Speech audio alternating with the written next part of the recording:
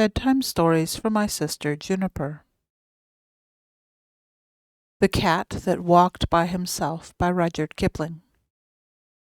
Hear and attend and listen, for this befell and behappened and became and was, O my best beloved, when the tame animals were wild. The dog was wild, and the horse was wild, and the cow was wild, and the sheep was wild, and the pig was wild as wild could be. And they walked in the wet, wild woods by their wild lones. But the wildest of all the wild animals was the cat. He walked by himself, and all places were alike to him. Of course, man was wild too. He was dreadfully wild. He didn't even begin to be tame until he met the woman, and she told him that she did not like living in his wild ways. She picked out a nice dry cave, instead of a heap of wet leaves, to lie down in, and she strewed clean sand on the floor, and she lit a nice fire of wood at the back of the cave, and she hung a dried wild horse skin, tail down, across the opening of the cave, and she said, "Wipe your feet, dear, when you come in, and now we'll keep house." That night, best beloved, they ate wild sheep roasted on the hot stones and flavored with wild garlic and wild pepper, and wild duck stuffed with wild rice and wild fenugreek and wild coriander, and the marrow bones of wild oxen, and wild cherries and wild grenadillas. Then the man went to sleep in front of the fire ever so happy, but the woman sat up combing her hair. She took the bone of the shoulder of mutton, the big fat blade bone, and she looked at the wonderful marks on it, and she threw more wood on the fire, and she made a magic. She made the first singing magic in the world. Out in the wet, wild woods, all the wild animals gathered together where they could see the light of the fire a long way off, and they wondered what it meant. Then the wild horse stamped with his wild foot and said, "O my friends and O my enemies, why have the man and the woman made that great light in that great cave, and what harm will it do us?" Wild Dog lifted up his wild nose and smelled the smell of roast mutton, and said, "I will go up and look and say, for I think it is good. Cat, come with me." "Nenny," said the cat. "I am the cat who walks by himself, and all places are alike to me. I will not come." "Then we can never be friends again," said the wild dog, and he trotted off to the cave. But when he had gone a little way, the cat said to himself, "All places are alike to me. Why should I not go to and see and look and come away at my own liking?" So he slipped after the wild dog softly, very softly, and hid himself where he could hear everything. When the wild dog reached the mouth of the cave, he lifted up the dried horse skin with his nose and sniffed the beautiful smell of the roast mutton, and the woman, looking at the blade bone, heard him and laughed and said, "Here comes the first. Wild thing out of the wild woods, what do you want?" Wild Dog said, "O my enemy and wife of my enemy, what is this that smells so good in the wild woods?" Then the woman picked up a roasted mutton bone and threw it to the wild dog and said, "Wild thing out of the wild woods, taste and try." Wild Dog gnawed the bone, and it was more delicious than anything he had ever tasted, and he said, "O my enemy and wife of my enemy, give me another." The woman said, "Wild thing out of the wild woods, help my man to hunt through the day and guard this cave at night, and I will give you as many roast bones as you need." "Ah," said the cat, listening, "this is a very wise woman, but she is not so wise as I am." Wild Dog crawled into the cave and laid his head on the woman's lap and said, "O my friend and wife of my friend, I will help your man to hunt through the day, and at night I will guard your cave." "Ah," said the cat, listening, "this is a very foolish dog." And he went back through the wild, wet woods, waving his wild tail and walking by his wild lone, but he never told anybody. When the man walked up, he said, "What is Wild Dog doing here?" And the woman said, "His name is not Wild Dog any more, but the first friend, because he will be our friend forever and always and always and always. Take him with you when you go hunting." Next night the woman cut great green armfuls of fresh grass from the water meadows and dried it before the fire so that it smelt like new-mown hay. And she sat at the mouth of the cave and plaited a halter out of horsehide, and she looked at the shoulder of mutton bone, at the big broad blade bone, and she made a magic. She made the second singing magic in the world. Out in the wild woods all the wild animals wondered what had happened to Wild Dog, and at last Wild Horse stamped his foot and said, "I will go and see and say why Wild Dog has not returned. Oh, Cat, come with me." "Nenny," said the cat, "I am the cat who walks by himself, and all places are alike to me. I will not come." But all the same he followed Wild Horse softly, very softly, and hid himself where he could hear everything. When the wild woman heard the wild horse tripping and stumbling on his long mane, she laughed and said, "Here comes the second. Wild thing out of the wild woods, what do you want?" Wild Horse said, "O my enemy and wife of my enemy, where is Wild Dog?" The woman laughed and picked up the blade bone and looked at it and said, "Wild thing out of the wild woods, you did not come here for Wild Dog, but for the sake of this good grass." And Wild Horse, tripping and stumbling on his long mane, said, "That is true, give it to me to eat." Then the woman said, "Wild thing out of the wild woods, bend your wild head and wear what I give you, and you shall eat the wonderful grass 3 times a day." "Ah," said the cat, listening, "this is a clever woman, but she is not so clever as I am."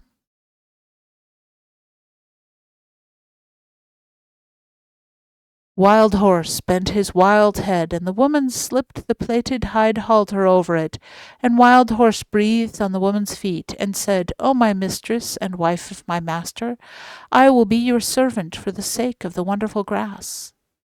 "Ah," said the cat, listening, "this is a very foolish horse." And he went back through the wild wet woods, waving his wild tail and walking by his wild lone, but he never told anybody. When the man and the dog came back from hunting, the man said, "What is Wild Horse doing here?" And woman said, "His name is not Wild Horse any more, but the first servant, because he will carry us from place to place for always and always and always. Ride on his back when you go hunting." Next day, holding her wild head high so that her wild horns should not catch in the wild trees, Wild Cow came up to the cave, and the cat followed and hid himself just as the same as before, and everything happened just as the same as before. And the cat said the same things as before, and when the wild cow had promised to give her milk to the woman every day in exchange for the wonderful grass, the cat went back through the wet wild woods, waving his wild tail and walking by his wild lone, just the same as before. But he never told anybody. And when the man and the horse and the dog came from hunting and asked the same questions, same as before, the woman said, "Her name is not Wild Cow any more, but giver of good food. She will give us the warm white milk for always and always and always. And I will take care of her while you and the first friend and the first servant go hunting." The next day the cat waited to see if any other wild thing would go up to the cave, but no one moved in the wild wet woods. So the cat walked there by himself, and he saw the woman milking the cow, and he saw the light of the fire in the cave, and he smelled the smell of the warm white milk. Cat said, "O my enemy and wife of my enemy, where did the wild cow go?" The woman laughed and said, "Wild thing out of the wild woods, go back to the wild woods again, for I have braided up my hair, and I have put away the magic blade bone, and we have no more need of either friends or servants in our cave." Cat said, "I am not a friend, and I am not a servant. I am the cat who walks by himself, and I wish to come into your cave." Woman said, Then why did you not come with first friend on the first night? Cat grew very angry and said, Has wild dog told tales of me? Then the woman laughed and said, You are the cat who walks by himself, and all places are alike to you. You are neither a friend nor a servant. You have said it yourself. Go away and walk by yourself, and all places alike. Then Cat pretended to be sorry and said, Must I never come into the cave? Must I never sit by the warm fire? Must I never drink the warm white milk? You are very wise and very beautiful. You should not be cruel even to a cat. Woman said, I knew I was wise, but I did not know I was beautiful. So I will make a bargain with you. If ever I say one word in your praise, you may come into the cave. And if you say 2 words in my praise, said the cat. I never shall, said the woman. But if I say 2 words in your praise, you may sit by the fire in the cave. And if you say 3 words, said the cat. I never shall, said the woman. But if I say 3 words in your praise, you may drink the warm white milk 3 times a day for always and always and always. Then the cat arched his back and said, Now let the curtain at the mouth of the cave, and the fire at the back of the cave, and the milk pots that stand beside the fire, remember what my enemy and the wife of my enemy has said. And he went away through the wet wild woods, waving his wild tail and walking by his wild lone. That night, when the man and the horse and the dog came home from hunting, the woman did not tell them of the bargain she had made with the cat, because she was afraid they might not like it. Cat went far and far away and hid himself in the wet wild woods by his wild lone for a long time, till the woman forgot all about him. Only the bat, the little upside-down bat that hung inside the cave, knew where Cat hid. And every evening Bat would fly to Cat with news of what was happening. One evening Bat said, There is a baby in the cave. He is new and pink and fat and small, and the woman is very fond of him. Ah, said the Cat, listening, but what is the baby fond of? He is fond of things that are soft and tickle, said the Bat. He is fond of warm things to hold in his arms when he goes to sleep.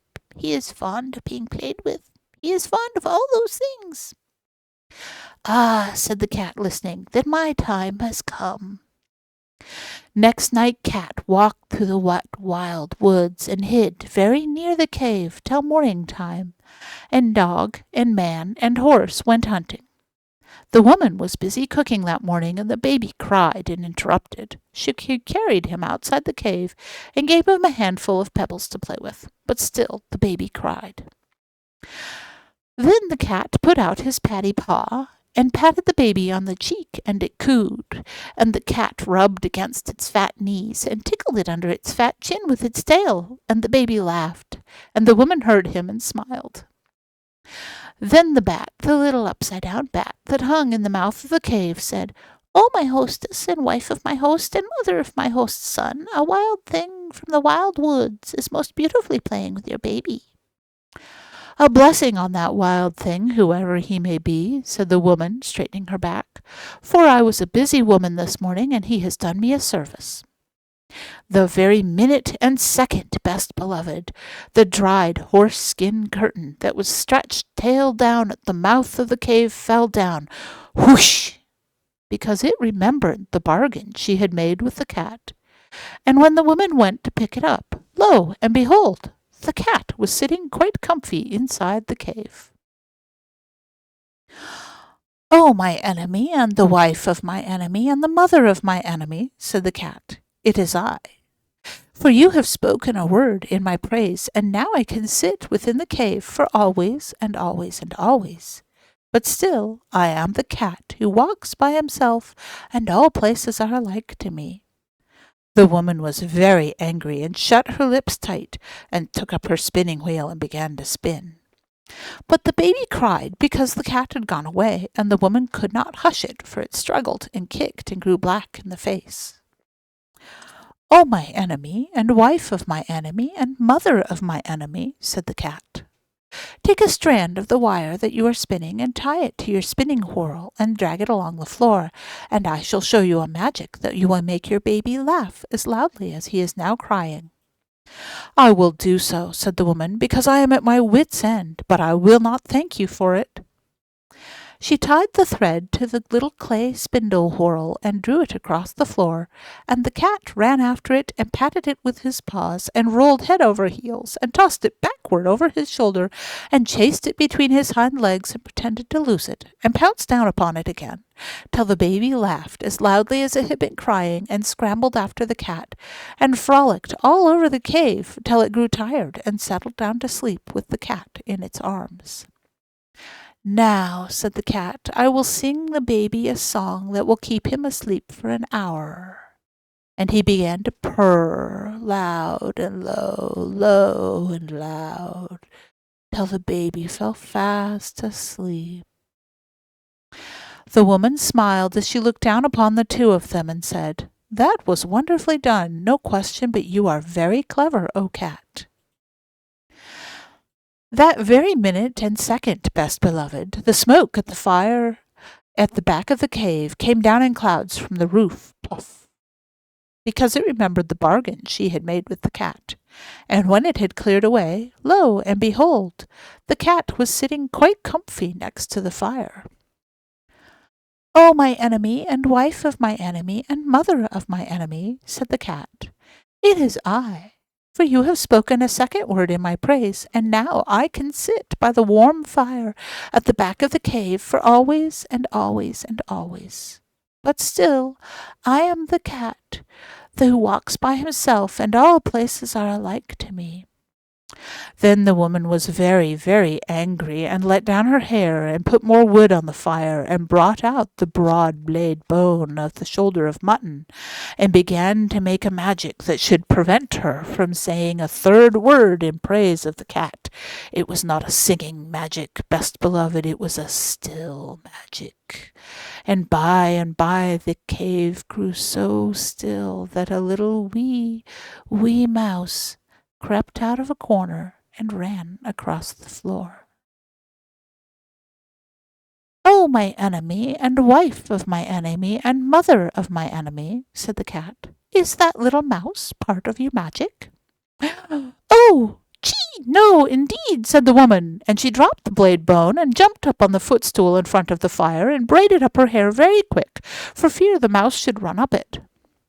"Ah," said the cat, watching, "then the mouse will do me no harm if I eat it?" "No," said the woman, braiding up her hair. "Eat it quickly, and I will ever be grateful to you." Mouse made one jump and caught the little mouse, and the woman said, "100 thanks. Even the first friend is not quick enough to catch little mice as you have done. You must be very wise." That very moment and second, oh, best beloved, the milk pot that stood by the fire cracked in 2 pieces, because it remembered the bargain that she had made with the cat. And when the woman jumped down from the footstool, lo and behold, the cat was lapping up the warm white milk that lay in one of the broken pieces. "O my enemy, and wife of my enemy, and mother of my enemy," said the cat, "it is I. For you have spoken 3 words in my praise, and now I can drink the warm white milk 3 times a day for always and always and always. But still I am the cat who walks by himself, and all places are alike to me." Then the woman laughed and set the cat a bowl of the warm white milk and said, "O cat, you are as clever as a man, but remember that your bargain was not made with the man or the dog, and I do not know what they will do when they come home." "What is that to me?" said the cat. "If I have my place in the cave by the fire and my warm white milk 3 times a day, I do not care what the cat or the man or the dog can do." That evening, when the man and the dog came into the cave, the woman told them all the story of the bargain, while the cat sat by the fire and smiled. Then the man said, "Yes, but he has not made a bargain with me, or with all proper men after me." Then he took off his 2 leather boots, and he took up his little stone axe, that makes 3, and he fetched a piece of wood and a hatchet, that is 5 altogether, and he set them out in a row, and he said, "Now we will make our bargain. If you do not catch mice when you are in the cave for always and always and always, I will throw these 5 things at you whenever I see you, and so shall all proper men do after me." "Ah," said the woman, listening, "this is a very clever cat, but he is not so clever as my man." The cat counted the 5 things, and they looked very nobby, and he said, "I will catch mice when I am in the cave for always and always and always, but still I am the cat who walks by himself, and all places are alike to me." "Not when I am near," said the man. "If you had not said that last, I should have put all these things away for always and always and always. But I am now going to throw my 2 boots and my little stone axe, that makes 3, at you whenever I meet you, and so shall all proper men do after me." Then the dog said, "Wait a minute, he has not made a bargain with me, or with all proper dogs after me." And he showed his teeth and said, "If you're not kind to the baby while I'm in the cave for always and always and always, I will hunt you till I catch you, and when I catch you I will bite you, and so shall all proper dogs do after me." "Ah," said the woman, listening, "this is a very clever cat, but he is not so clever as the dog." Cat counted the dog's teeth, and they looked very pointed, and he said, "I will be kind to the baby while I am in the cave, as long as he does not pull my tail too hard, for always and always and always. But still I am the cat who walks by himself, and all places are alike to me." "Not when I am near," said the dog. "If you had not said that last, I should have shut my mouth for always and always and always. But now I am going to hunt you up a tree whenever I meet you, and so shall all proper dogs do after me." Then the man threw his 2 boots and his little stone axe, that makes 3, at the cat, and the cat ran out of the cave, and the dog chased him up a tree, and from that day to this, best beloved, 3 proper men out of 5 will always throw things at a cat when they meet him, and all proper dogs will chase him up a tree.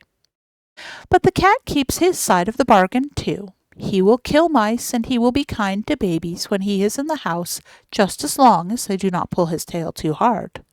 But when he has done that, and between times, and when the moon gets up and night comes, he is the cat that walks by himself, and all places are alike to him. Then he goes out to the wet wild woods, or up the wet wild trees, or on the wet wild roofs, waving his wild tail and walking by his wild lone.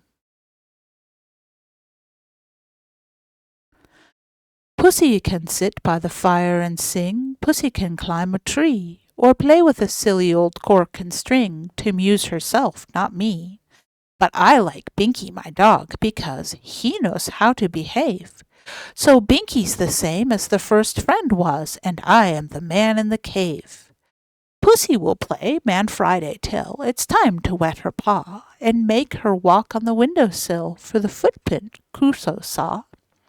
Then she fluffles her tail and mews, and scratches and won't attend, but Binky will play whatever I choose, and he is my true first friend. Pussy will rub my knees with her head, pretending she loves me hard. But the very moment I go to my bed, Pussy runs out into the yard, and there she stays till the morning light, so I know it is only pretend. But Binky, he snores at my feet all night, and he is my firstest friend.